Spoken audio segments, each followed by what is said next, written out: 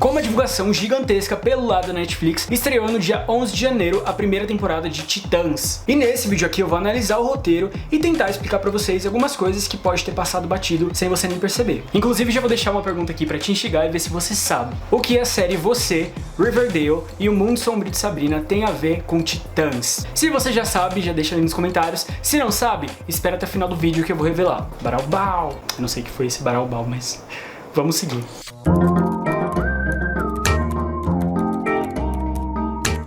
E aí pessoal, tudo bem com vocês? Eu sou o Eduardo Silto e antes de começar o vídeo já sabe o que fazer, né? Deixa seu like e se inscreve aqui no canal se ainda não for inscrito. Vocês sabem que é muito importante pro canal crescer e que esse ano a gente tem uma meta de inscritos pra bater, então se inscreve no canal e divulga com todos os seus amigos, manda lá no Zap.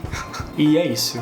Valeu, sério. Titãs é uma série produzida e exibida pela DC Universe, que é o serviço de streaming da DC. Porém, aqui no Brasil, a série chegou pela nossa querida Netflix. E eu já quero deixar claro que Titãs é a primeira série produzida por esse serviço de streaming da DC. Isso quer dizer que eles estão começando, então não tem ainda tanto dinheiro para essas produções. E eles ainda estão testando os formatos e vendo o que funciona e o que não funciona. E Titãs foi a escolhida, foi a sortuda para estrear nessa plataforma. Mas por que começar justamente com Titãs? Primeiro porque os Titãs eles não são os heróis principais da marca, a ponto de ter um filme gigante com um orçamento lá no alto, sabe? Mas ao mesmo tempo são heróis que marcaram várias gerações e que o público é muito apegado, gosta muito desses heróis. São heróis também que se comunicam com os jovens, com o público, gerando identificação, ou seja, eles atingem bem o público que os produtores da série querem que ela atinja. E esses rumores de produção dos Titãs já tá aí, faz anos mesmo aí, estavam falando que ia rolar, mas não rolou. A TNT em 2014 disse que ia fazer uma adaptação, mas acabou desistindo e não andou com o projeto pra frente. E aí alguns anos depois a DC falou que ia fazer essa série, um live action. Então, cara, você pode imaginar que o pessoal já tava esperando faz muito tempo essa adaptação, tipo, muito tempo mesmo. E a história da série é baseada nos quadrinhos dos Titãs de diversas épocas. Mas a formação dessa adaptação se baseia mais nos quadrinhos dos anos 80. Então nós temos a equipe formada pelo Robin, pela Estelar, pelo Mutano e pela Ravena, muito gótica. Já o Cyborg não tá, porque ele recebeu um aumento e tá lá no filme da Liga da Justiça, né? Então não tem ele nessa série, pelo menos por enquanto. E a série, gente, ela inicia contando a origem desse grupo. Tanto que nesse primeiro episódio da série, os personagens nem se conhecem. E é isso, a primeira temporada foca basicamente na criação, na origem desses personagens. Então vamos lá, vamos analisar um pouquinho da história de cada personagem. Pelo menos dos protagonistas. O Robin, ou Dick Grayson, ele deixou o Batman pra trás, quer que essa história fica no passado, então eles não estão trabalhando mais juntos. Porém, o Robin ainda não se tornou o Asa Noturna. Ele tem uma grande dificuldade de se conectar com as pessoas por conta da morte trágica dos pais dele, então ele acaba tendo essa questão psicológica pra resolver durante a temporada junto com os outros personagens. E a gente vê vários flashbacks da infância dele, inclusive na mansão do Bruce Wayne e ele trabalhando com o Batman. E eu arrisco dizer que o Dick, ele é o personagem mais bem construído da série, pelo menos por enquanto. Já Corey, ou a Estelar, no início da temporada ela não lembra de nada. Ela não lembra quem ela é, de onde ela veio, nada mesmo. Ela acorda assim no carro de um desconhecido e fica tentando descobrir quem ela é. Ela enfrenta o pessoal, etc, descobre os poderes, mas isso se repete até o final da temporada. E eu achei muito básico e bem sem profundidade, porque ela é uma das personagens mais legais da série. E ela poderia ter ganhado muito mais destaque e profundidade ao invés de ter, sei lá, colocado muito tempo em tela aquela família que sofreu lavagem cerebral, etc, que só serviu pra encher linguiça. Então, poderia ter colocado mais história, mais background ali da Corey. Ajudaria muito mais no crescimento da história. O maior problema do Gar, ou do Mutano, é que ele não consegue machucar as pessoas, não consegue morder as pessoas quando ele tá na forma animal. E esse é o arco dele, ele precisa aprender a se defender, aprender a lidar com ele mesmo e aceitar o que ele é. E eu achei muito legal que já mostraram a Patrulha do Destino, que era o pessoal que tava com o Mutano antes dele ir pros Titãs. E eu achei que poderiam ter prolongado um pouquinho mais a permanência desses personagens ali na série. Tipo, nem que fosse por mais meio episódio, sabe? Porque eu acho que acontece tudo muito rápido nessa série. Eles correm o tempo todo nessa série. Tudo bem que vai ter uma série só da Patrulha do Destino, mas eu achei que poderiam ter explorado um pouco mais deles ali nessa temporada. E o episódio deles foi bem legal, foi bem divertido acompanhar o que tava rolando ali naquela mansão. E aí, finalmente, chegamos na Rachel, ou na Ravena, que junto ali com o Dick é uma personagem que ganhou muito destaque nessa temporada. Ela que faz a história andar. Só pela história da série, o que a gente sabe é que ela tem um poder mega bizarro, mega sobrenatural. Por isso, algumas pessoas estão correndo ali atrás dela e a gente não sabe por que estão correndo atrás dela. Se é pra matar, se é pra pegar o poder, se é pra ser amigo dela, sabe? Ninguém sabe o que tá acontecendo. E o desafio da Rachel nessa temporada é passar desse medo que ela tem do poder pra aceitação. Aceitar quem ela é também, aceitar o poder, aceitar que ela é da das trevas mesmo. Na série a gente não sabe muito bem quem é o pai dela, mas ficam falando desse pai o tempo todo, e a gente sabe que ele tá atrás dela também. E pelo que eu tava vendo, eu acho que não vão mudar muita coisa da família da Ravenna dos quadrinhos. Então já dá pra saber mais ou menos quem vai ser o grande vilão da segunda temporada, né? Pelo menos talvez o vilão que vai fazer acontecer essa junção dos titãs, que vão fazer eles se chamarem de titãs de verdade, sabe? Talvez possa ser só metade da temporada, ou no final da temporada, não sei, mas certeza que o pai da Ravenna vai ser o vilão de alguma parte da segunda temporada. Segunda temporada que, na minha opinião, tinha que ser uma parte 2 da primeira temporada. Porque, gente, o roteiro dessa primeira temporada ficou muito corrido, ficou muito acelerado. E aí que pareceu incompleto. Por quê? Porque eles correram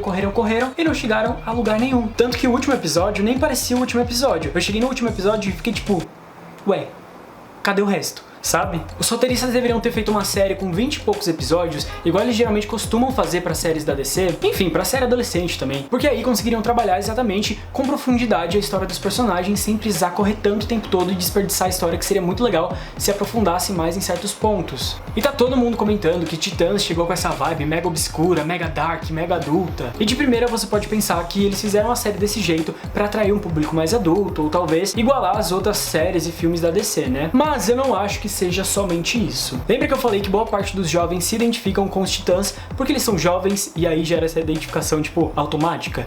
Então, as séries pra jovens, pra adolescentes de hoje em dia, se você parar pra ver, é tudo dark. Riverdale é mega popular e fez um mega sucesso. O Mundo Sombrio de Sabrina também é mega dark, foi até criticado por isso e fez muito sucesso também. E até a polêmica série Você, que é um equilíbrio ali entre o jovem e o adulto, tem um clima muito dark mesmo. E sabe o que todas essas séries têm em comum? Não é só o clima dark, e sim o mesmo produtor. E esse cara também produziu Titãs. O nome dele é Greg Berlanti. Então não é coincidência que chegou essa onda macabra nas séries de TV americanas. Provavelmente essa fórmula, esse formato tá dando tão certo para séries adolescentes que chamaram o Greg para fazer parte do time deles. E Titãs vem sendo bastante comparado com Riverdale, e eu concordo com isso. Os dois têm uma vibe assim meio adolescente e meio adulto ao mesmo tempo. Eu só achei que Titãs peca um pouco na questão de equilibrar esse meio termo, sabe? Porque a série tem um lado sombrio, só que ela tenta o tempo todo mesmo se provar sombria, sabe? É tipo irritante. Eu cito, por exemplo, aquela cena que o cara tá lá fazendo omelete, alguma coisa com ovo, sei lá, e aí tem um filhotinho de galinha morto, um feto de galinha. E ele continua ali batendo omelete como se nada tivesse acontecido e provavelmente comeu aquele bicho. E isso ficou tipo,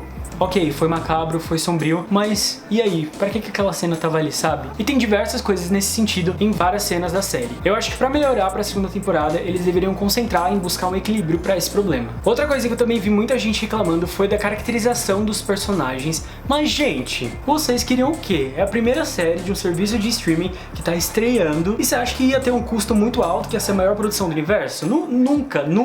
Nem Game of Thrones, que é o Game of Thrones, né, tinha um investimento tão alto quanto tem hoje em dia. Não tô falando que o investimento de Game of Thrones era baixo, porque não era. Mas eu acho que você entendeu. Conforme a série vai crescendo, o custo de produção vai crescendo também, sabe? Então calma. E também tem a questão do jogo que os roteiristas fizeram, que eu achei muito inteligente, que foi pra história se passar antes dos heróis virarem realmente os heróis, sabe? Então eles não precisaram de tanto dinheiro pra pagar um monte de coisa, um monte de roupa, um monte de efeito especial, porque eles ainda não eram os heróis. Então eles adiaram isso pra segunda ou talvez uma terceira temporada, onde eles teriam mais dinheiro pra investir nisso. Eu achei isso muito inteligente. Pra alegria de quem gostou da série, a segunda temporada já foi confirmada. E como eu já disse, provavelmente o vilão vai ser o pai da Ravenna, e a gente vai ver como se formou a equipe dos Titãs. Provavelmente eu acho que a gente também vai ver um dilema ali na Ravenna entre ficar com os amigos dela ou seguir pros caminhos das trevas com o pai dela. A Estelar eu acho que vai continuar nesse drama aí de tentar lembrar quem ela é, tentar descobrir mais coisas sobre a vida dela. O Robin eu acho que vai continuar nesse drama também de descobrir quem ele vai ser, descobrir quem ele é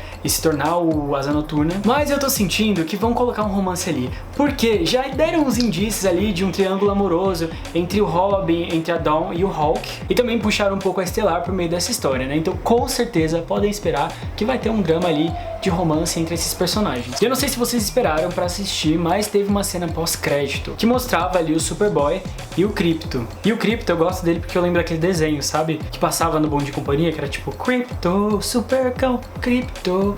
é o cão super-herói. Então, eu gostava bastante, fiquei animado. Mas eu tô com um pouco de medo, confesso, porque nessa primeira temporada eles apresentaram muitos personagens, tipo, muitos mesmo. Vamos ver se eles vão conseguir trabalhar isso em, sei lá, outras séries, ou se eles vão tentar trabalhar tudo isso em uma série só, o que eu acho muito bizarro e muito corajoso, né? Porque pode dar muita merda. Apesar de todos os problemas que eu citei, eu vejo muito potencial na série. Os desenhos dos Titãs sempre deram muito certo, então por que uma série live action não daria? Se melhorassem os pontos que eu apresentei, pelo menos pra mim, a segunda temporada da série seria 1000 vezes melhor. Porque aí eles teriam uma série muito mais complexa e com tempo pra focar nos personagens. Porque vamos lá, né, gente? Dá muito pra criar drama pros personagens, histórias pra eles e problemas pra eles resolver. Porque, gente, olha isso, ó. Uma é metade demônio, outra é metade alienígena, outra é metade animal. Gente, dá pra criar muito drama ainda, dá pra aprofundar muito a história. Dá pra chegar no centro da Terra de tão aprofundado que dá pra ficar essa história. Então vamos lá, produtores, ó. Pega na minha mão e vamos juntos construir essa segunda temporada, porque dá pra ficar muito bom. Enfim, gente, é isso. Eu espero muito que vocês tenham gostado desse vídeo. Se curtiu o vídeo, já sabe, deixa aquele joinha aí embaixo. E se não é inscrito aqui no canal, se inscreve, por favor. Tem vídeo novo toda semana sobre livros, séries, filmes, música, etc. E você precisa se inscrever nesse canal. Então, ó, se inscreve e ativa o sininho. Me segue lá no Instagram, @EduardoCilto. Vem conhecer os 2 livros que eu escrevi, o Traços e o Submerso. O link pra comprar os livros estão aí na descrição. E o mais importante, não se esquece de comentar aí embaixo qual foi seu personagem favorito da série Titãs. E também o que você espera da segunda temporada da série. Ah, comenta também o que você achou da primeira temporada. Se gostou, se não gostou, o que você achou, que odiou, enfim. Comenta todas as suas opiniões aí nos comentários. Um beijo e até o próximo vídeo. Fui!